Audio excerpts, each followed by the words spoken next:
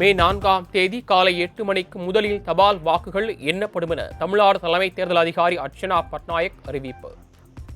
முன்னதாக மின்னணு இயந்திரத்தில் பதிவான வாக்குகள் எண்ணப்பட்டு பின்னர் தபால் வாக்குகள் எண்ணப்படும் என்ற முடிவை மாற்றியது தேர்தல் ஆணையம்.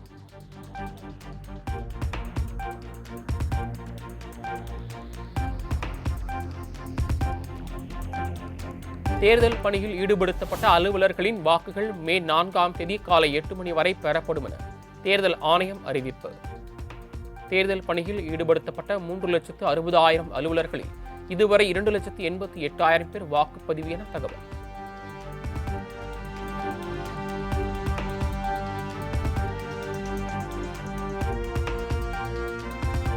காலை முதலே எல்பிஜி டேங்கர் லாரி உரிமையாளர்கள் மேற்கொண்ட வேலைநிறுத்த போராட்டம் வாபஸ். 50 கோடி ரூபாய் நிலுவைத் தொகையை விடுவிப்பதாக இந்தியன் ஆயில் நிறுவன அதிகாரிகள் உறுதியளித்ததை அடுத்து உரிமையாளர்கள் அறிவிப்பு.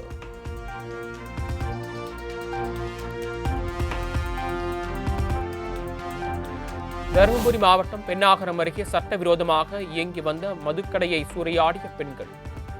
மது விற்பனையில் ஈடுபட்டவரை பெண்கள் துரத்தி தாக்கும் வீடியோ வெளியாகி வைரல்.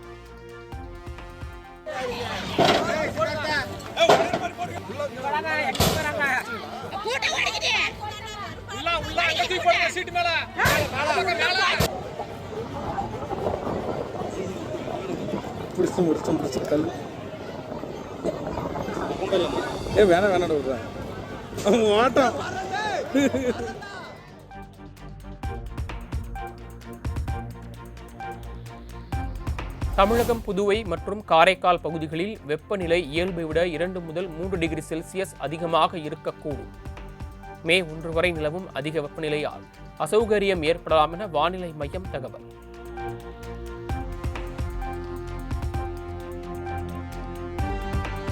அரசு மருத்துவமனைகளில் ஹீட் ஸ்ட்ரோக் என்ற சிறப்பு வார்டு அமைக்க தமிழக பொது சுகாதாரத்துறை அறிவுறுத்தல். ஹீட் ஸ்ட்ரோக்கால் உயிரிழப்புகளை தடுக்கும் வகையில் மாவட்ட சுகாதாரத்துறை அலுவலர்களுக்கு அறிவுறுத்தல்.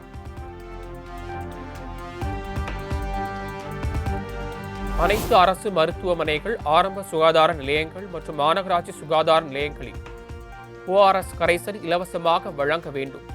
வெப்ப அலை காரணமாக மக்களுக்கு நீர்ச்சத்து குறைபாடு ஏற்படுவதை தடுக்க தமிழக பொது சுகாதாரத்துறை உத்தரவு.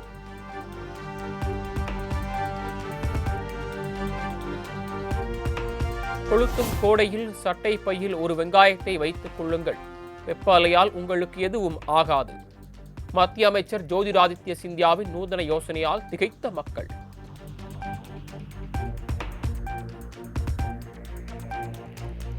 வெயில் காரணமாக குடிநீர் கேன் விற்பனை அதிகரித்துள்ள நிலையில் தரமில்லாத குடிநீர் விற்பனையில் ஈடுபட்டால் 5,000 ரூபாய் அபராதம். நிறுவனத்தின் பெயர், தயாரிப்பு மற்றும் காலாவதி தேதிகள் முறையாக இடம்பெற வேண்டும் என்றும் தமிழக சுகாதாரத்துறை அறிவுறுத்தல்.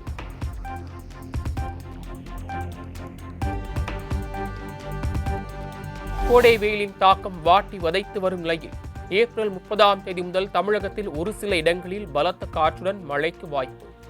நீலகிரி, கோவை, ஈரோடு, சேலம், தருமபுரி, கிருஷ்ணகிரியில் லேசானது முதல் மிதமான மழை பெய்யக்கூடும் எனவும் தகவல்.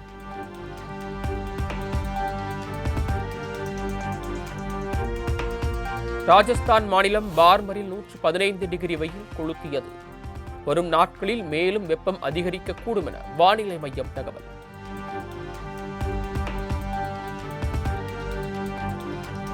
கேரள மாநிலத்தில் 15 நிமிடங்கள் முதல் 30 நிமிடங்கள் வரை மின்வெட்டு அமல்படுத்தப்படும் என கேரள மின் வாரியம் அறிவிப்பு. மாலை 6 மணி முதல் இரவு 11 மணி வரை மின் பயன்பாட்டை மக்கள் குறைத்துக் கொள்ளவும் வேண்டுகோள்.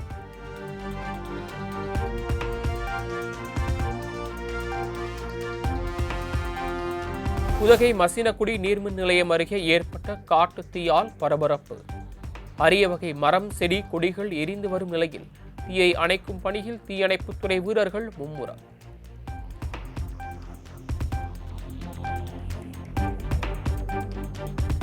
ஊத்தங்கரை அருகே தண்ணீர் டேங்கை உடைத்து திமுக நிர்வாகிகள் அட்டூழியம். சட்டமன்ற தேர்தலில் திமுகவுக்கு வாக்களிக்கவில்லை என கூறி அராஜகம்.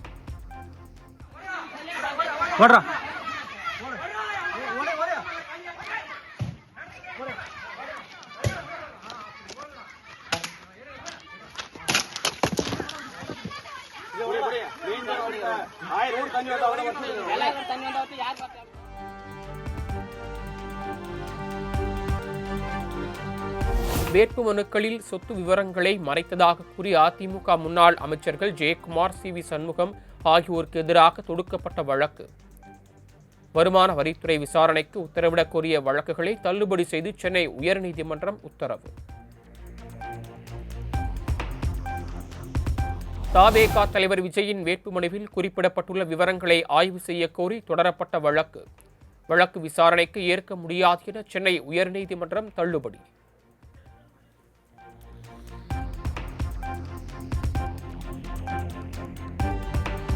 புதுச்சேரியில் சிபிஎஸ்இ பாடத்திட்டத்தில் பிரெஞ்சு மொழி பாடத்தை நீக்கிவிட்டு ஹிந்தி மொழியை திணிப்பதாக திமுக குற்றச்சாட்டு. ஹிந்தியை திணிப்பதாக குற்றம் சாட்டி புதுச்சேரியில் திமுக சார்பில் போராட்டம் அறிவிப்பு.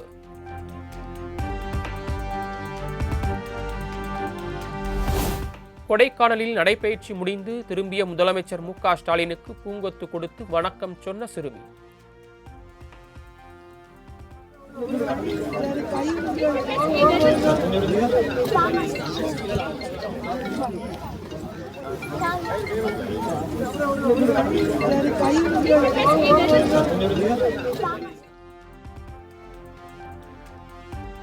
குடிநீர் தேக்கத்தை சுற்றி பார்த்துவிட்டு வந்தபோது பொதுமக்களை சந்தித்து பேசி மகிழ்ந்தார்.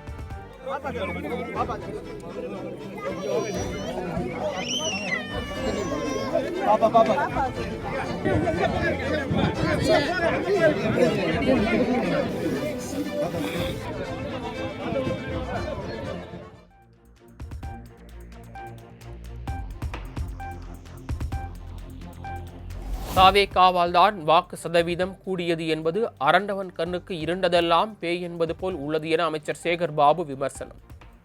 விஜய் வெளியிட்டுள்ள அமைச்சரவை பட்டியல் இல்லாத ஊருக்கு வழிகாட்டுவது போல் இருப்பதாகவும் சாடல். உருவாக்கி தேர்தலில் போட்டிட்டனால தான் வாக்கு சதவீதம் கூடியிருக்குன்னு தவேக சொல்றாங்க. அதை பற்றி கருத்து. அரண்டவன் கண்ணுக்கு இருண்டதெல்லாம் பேய் என்ற ஒரு பழமொழி ஏற்கனவே இருக்கின்றது. அது வேண்டுமானால் அவருடைய இந்த சொல்லுக்கு உதாரணமாக எடுத்துக்கொள்ளும். தவேக வெளியிட்ட அமைச்சரவை பட்டியல் பற்றி இல்லாத ஊருக்கு போகாத வழியை காண்பது போல் உள்ளது.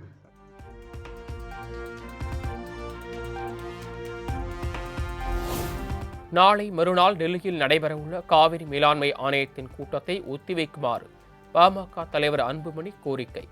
தமிழ்நாடு, கேரளம், புதுச்சேரி மாநிலங்களில் புதிய அரசுகள் அமையாத நிலையில் தற்போது கூட்டம் நடத்தினால் ஒரு சார்பாக விவாதித்து முடிவெடுக்கப்படும் ஆபத்து ஏற்படுவதாகவும் கருத்து.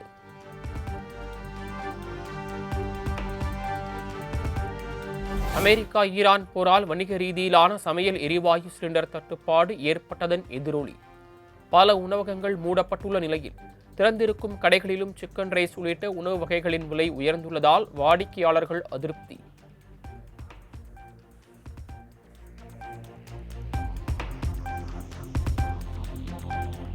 நிலையில் அரசு பேருந்தின் டிஜிட்டல் பலகையில் வழித்தடத்திற்கு பதிலாக தமிழக வெற்றிக் கழகம் என பெயர் இடம்பெற்றதால் பொதுமக்கள் அதிர்ச்சி. யாராவது தனது செல்போனில் வைஃபை கனெக்ஷன் மூலம் பெயரை மாற்றி இருக்கலாம் என முதற்கட்ட விசாரணையில் தகவல்.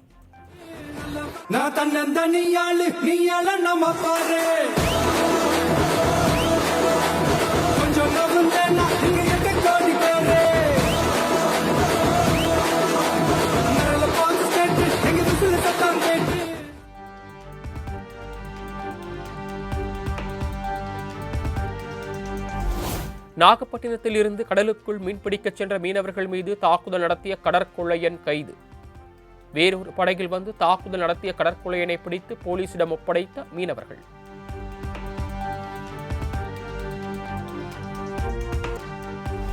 கோடை வெயிலின் தாக்கம் அதிகரித்துள்ளதால் தூத்துக்குடி உப்பள தொழிலாளர்கள் மகிழ்ச்சி. உப்பு உற்பத்தி செய்யும் பணி தீவிரம். ஒரு டன் உப்பு 1300 ரூபாயாக குறைந்தது.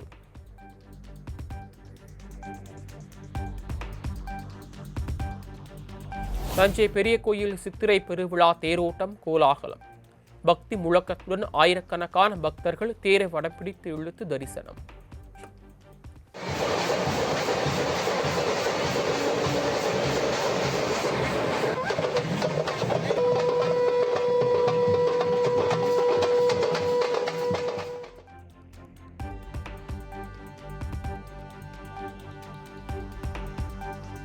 கேரள மாநிலம் ஆலப்புழாவில் புகழ்பெற்ற எடத்துவா புனித ஜார்ஜியார் பேராலய பெருவிழா கொடியேற்றத்தோடு தொடக்கம். 10 நாட்கள் விழா நடைபெறவுள்ள நிலையில் கன்னியாகுமரி மாவட்டத்தில் இருந்து சிறப்பு பேருந்து சேவை.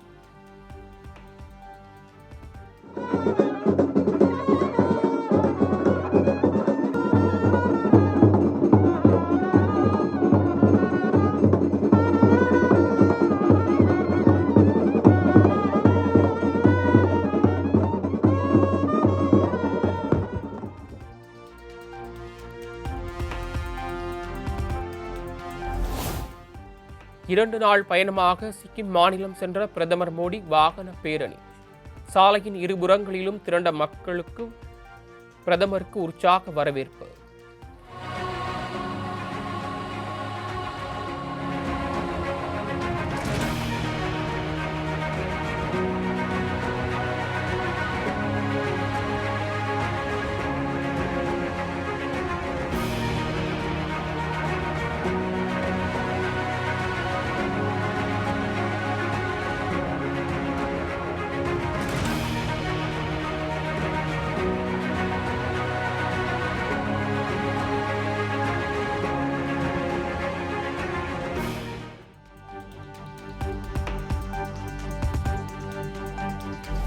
பாஜக நடத்தும் ரோட் ஷோக்கள் அரசியல் நிகழ்வாக இல்லை, அவை தீர்த்த யாத்திரை போல் உள்ளது என பிரதமர் மோடி பேச்சு. மேற்கு வங்க தேர்தல் கிழக்கு இந்தியாவின் எதிர்காலத்தை மாற்றும் என்றும் பரப்புரையில் திட்டவட்டம்.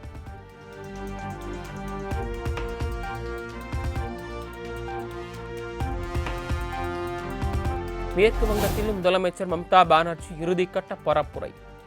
சாலையில் நடந்து சென்று பொதுமக்களிடம் ஆதரவு திரட்டினார்.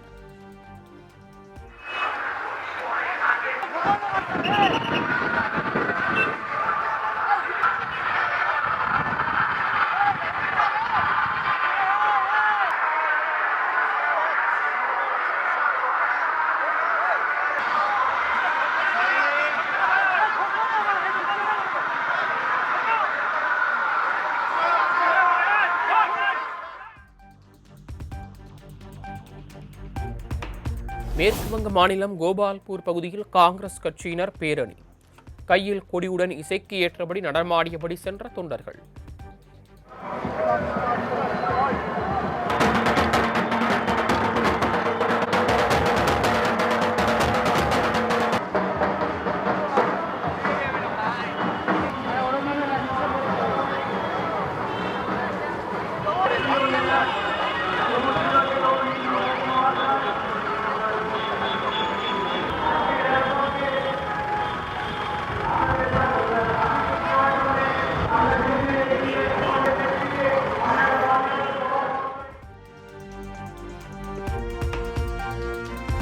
மேற்கு வங்க மாநிலம் பெஹலா பகுதியில் மத்திய உள்துறை அமைச்சர் அமித்ஷா ரோட் ஷோ.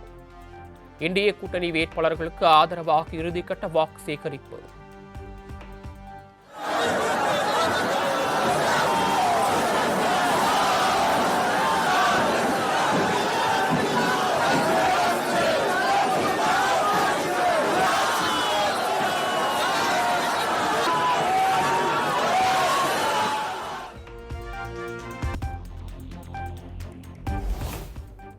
டெல்லி கலால் கொள்கை வழக்கில் நீதிபதி ஸ்வர்ணா காந்தா சர்மா மீதான நம்பிக்கை இல்லை. நீ நேரடியாகவோ அல்லது வழக்கறிஞர் மூலமாகவோ நீதிமன்றத்தில் ஆஜராக மாட்டேன் என டெல்லி முன்னாள் முதலமைச்சர் கெஜ்ரிவால் கடிதம்.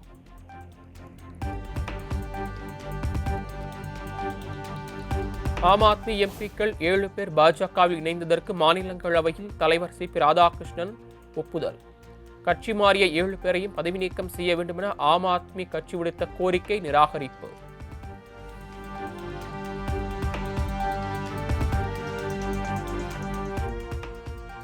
இந்தியா நியூசிலாந்து இடையே தடையற்ற வர்த்தக ஒப்பந்தம் கையெழுத்தானது மேலும் ஒரு வரலாற்று சிறப்புமிக்க மைல்கல் என மத்திய அமைச்சர் பியூஷ் கோயல் பேட்டி. கடந்த 3.5 ஆண்டுகளில் 9 தடையற்ற ஒப்பந்தங்களை நிறைவு செய்திருப்பதாகவும் பிரதமர் கூறியதாகவும் பெருமிதம். தெலுங்கானா மாநிலம் ஹைதராபாத்தில் பெட்ரோல், டீசல் உள்ளிட்ட எரிபொருட்களுக்கு கடும் தட்டுப்பாடு. பல்வேறு நிலையங்களில் பெட்ரோல் இல்லாததால் வாகன ஓட்டிகள் கடும் அவதி.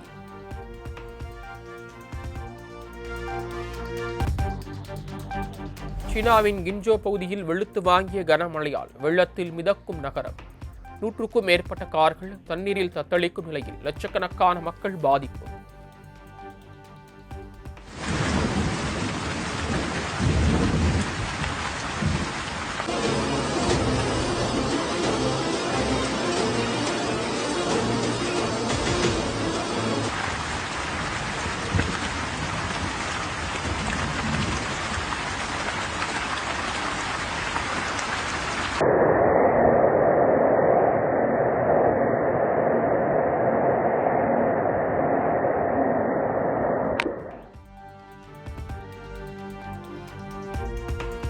ரஷ்யாவின் மாஸ்கோ நகரையே புரட்டி போட்ட பனிப்பொழிவு.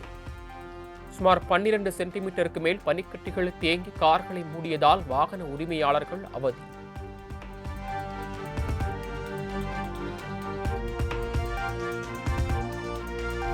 அடுத்த மாதம் 8000 ஊழியர்களை பணிநீக்கம் செய்ய மெட்டா நிறுவனம் திட்டம். செயற்கை நுண்ணறிவின் தாக்கம் காரணமாக 6000 புதிய ஆள் சேர்ப்பு குறித்த அறிவிப்பையும் திரும்ப பெற்றது.